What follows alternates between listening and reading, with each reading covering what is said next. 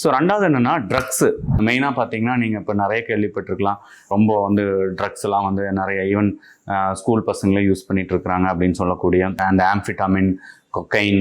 So இதனுடைய uses ஜாஸ்தியாக இருந்துச்சுனாலும் இதனால் வரலாம்.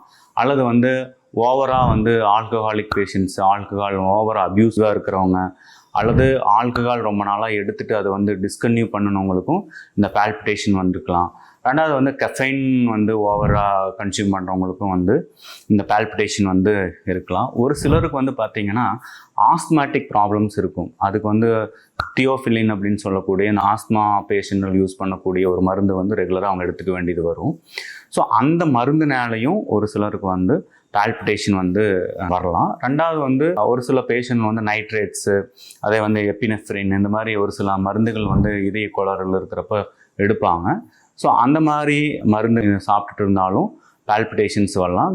ஸோ இதை வந்து ஒரு ஃபிசிஷியன்கிட்ட நீங்கள் வந்து இந்த மருந்துகள் அல்லது இந்த பழக்க வழக்கங்கள்லாம் உங்களுக்கு இருந்துச்சு, அந்த மாதிரி இருந்துச்சுன்னா ஸோ இதையும் வந்து நீங்கள் உங்களுடைய மருத்துவரனுடைய ஆலோசனையின் பேரில் இந்த பால்பிட்டேஷன்லேருந்து முற்றிலுமாக வந்து விடுபட்டு இருக்கலாம்.